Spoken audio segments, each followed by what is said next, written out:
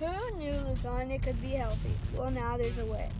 For the past couple of weeks, I have been working on modifying the lasagna so that I could reach my end goal. This was to make a lasagna consumable for diabetics while maintaining the taste of lasagna. My issue, so it was on to the final stage, improving. I did this by completing slide 11 and 12 in my exhibition journal.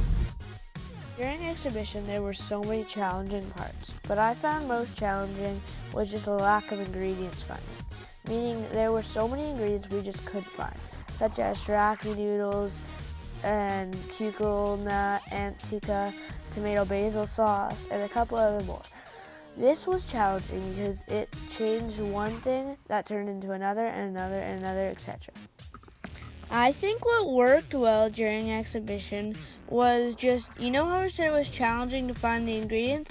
Well, after finding the ingredients, I think it really worked how I modified it so that even the ingredients, it still ended up the same or maybe even better. During exhibition, I learned so many new and cool facts, but this was the biggest. Before I went into the exhibition, all I knew was that sugar was bad for them. Now I know that salt's bad for them, that lower portions of food is better for them, that diabetics like a little protein. Blood sugar can spike if you give them feta cheese, and blood sugar can lower if you give them broccoli. My thinking has changed so much over the past 3 weeks, but there's one thing that changed my thinking the most by far.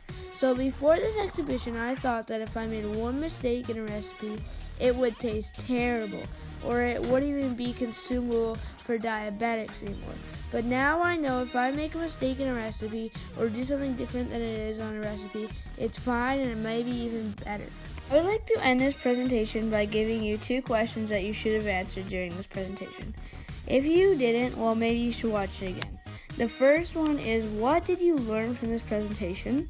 And the second one is, are you going to take action on this problem? And if yes, how, why, and who for? Thank you, and have a great day.